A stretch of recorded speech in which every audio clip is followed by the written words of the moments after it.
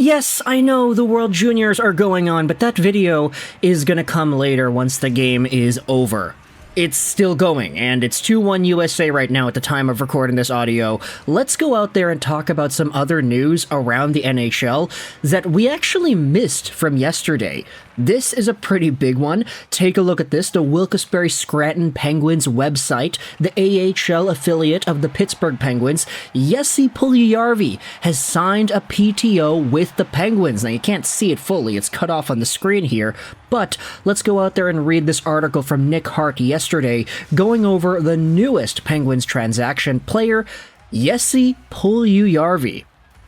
So, just to be clear about this entire thing, it's the AHL Penguins that announced today that they have signed Jesse Puljujarvi to a PTO. This is not going to be paid. This is not even going to be with the regular NHL team. This is the AHL team giving a tryout contract to Puljujarvi, a player who has 334 games of NHL experience, accrued as a member of the Oilers and Carolina Hurricanes. The fourth overall selection in the 2016 draft had 51 goals and 63 assists in his NHL career for 114 total points. Puljujarvi, 25, signed a PTO with the Pittsburgh Penguins on December 10th, 2023. So what essentially this means is, because he's got a PTO with the regular Penguins, he was eligible to suit up for their practices and, just kind of participate within the play. But for this PTO, he'll now be able to do that with the regular AHL team. So if anybody was going out there trying to look out for a Jesse Puljujarvi, let's just say NHL redemption, a comeback of some sorts, then this is a really good sign. Getting the PTO with the regular Penguins about a month ago was already good enough, but then getting a PTO with the AHL team to actually give him a tryout and a sample in that league is going to be even better, because it just means that he really is progressing more and more.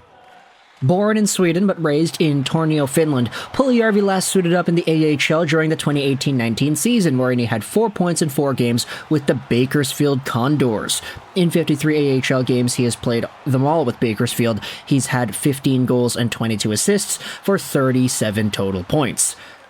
Now, part of why I think this is interesting is because if you go over to this article published on triblive.com, published and written by Seth Rorabo, there is indeed a few comments made by Puljujarvi himself. By the way, I'll leave both articles in the description if you want to go ahead and read this, but there is the Puljujarvi AHL article, and then there is the Puljujarvi interview article. They are kind of different.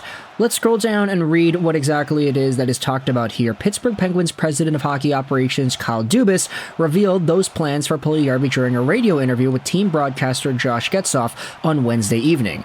Marcus Leto, Puljujarvi's agent, confirmed that his client is expected to join Wilkes-Barre Scranton via email early Thursday morning. The hope for all parties concerned is that Puljujarvi will show enough at the AHL level to earn an NHL contract. He's been with the Penguins on a tryout basis, different from a PTO per the NHL's guidelines, since December 10th. Primarily restricted to workouts off the ice, he has increased his participation on the ice during practices over the past week. So that means he's playing and he's getting some time in practice with guys like Sidney Crosby, Malkin Gensel, etc. The same stuff we had talked about in the last video. My feeling is good, Puljujarvi said December 10th. I can play nice hockey. I can bring a lot of things. Help the guys forechecking. I think I can make good plays and be hard to play against. And you know what? It's this right here, man. It's this comment right here. These are the reasons why we love Jesse Puljujarvi as a player. The guy just has the most upfront and brutally honest, yet oddly wholesome type of comments when he talks to the media. Plus, the fact that his English isn't perfect always makes it funny too. I'm not going to go out there and get ticked off or call the guy out for not having perfect English, but I will say it has been a notable part of his interviews over the past few years. And who knows? I mean, the guy was in Finland for a while, so I'm not really too sure if that's going to... Oh my goodness.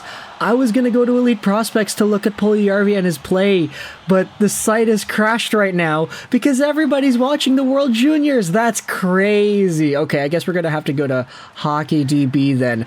Puljujarvi, HockeyDB. That's going to be the main source here. Okay, sorry, Elite Prospects. I usually go to you guys, but Puljujarvi last year was in the NHL. For the past few years, he's been in the NHL. He was in the Liga as far back as 2021. So hopefully there is a good enough transition here, especially with all the time off from the surgery he had, to potentially work his way up in the AHL, because he was a pretty alright AHL player in the past few years he was there. He should be above this caliber of play, but of course you can never really project things properly when injuries are involved.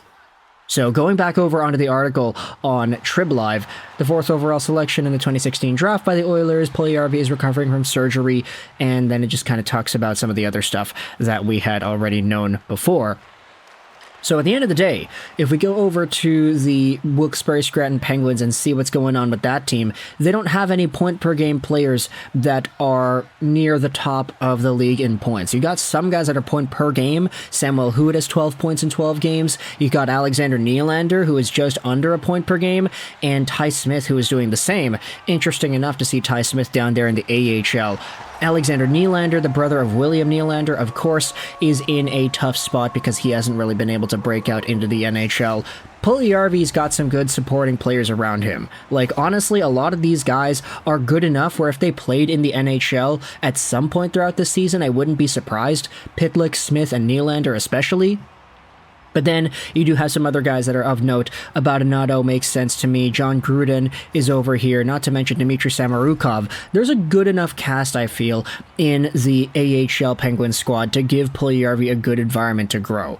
And for Samorukov, I'm pretty sure he's played... Yeah, he was with the Oilers in 21-22, so he's technically a teammate of Puljujarvi's, I'm pretty sure. If we go over to that team and see, yeah, Puljujarvi's right there. So Puljujarvi will be seeing some familiar names. There are guys that he'll be playing with that he has experience with beforehand, but overall, I mean, just the comments that he made, talking about how he feels he can still play good hockey, those are good to see. He's always been a happy, smiling, you know, just regular old happy-go-lucky type of guy, so seeing him in his glory once again is going to be fun.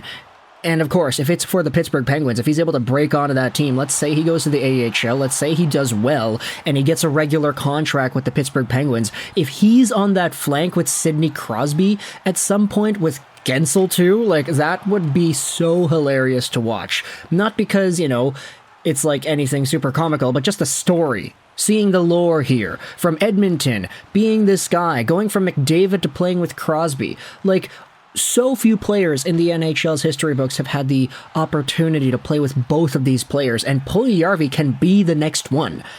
That's kind of nuts, don't you think? So let me know your thoughts in the comment section below about Jesse Puljujarvi. Again, I'll leave a link in the description to this interview article that has the quotes from December, as well as the new piece published by the Wilkes-Barre Scranton Penguins website themselves.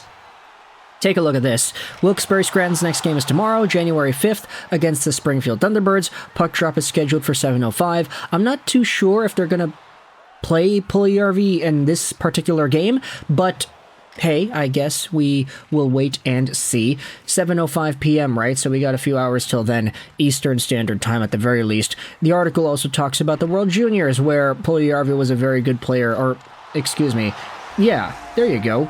2016 IHF World Junior Championships, he was very, very good. 17 points in that tournament, despite being an underage player. He was fantastic back then. So, in the spirit of the World Juniors, I gotta go out there and talk about my boy. Jesse Puljujarvi has signed his PTO with Wilkes-Barre Scranton. We'll see what happens with him as he continues his hockey playing career. He is still young enough that he probably would be able to do some damage. I mean, he's 25 years old, so hey, if you have any thoughts about Puljujarvi coming back, officially signing, and the comments that he had made, let me know your thoughts in the comment section below. I hope you enjoyed this Vishaj Rolls 99, and bye.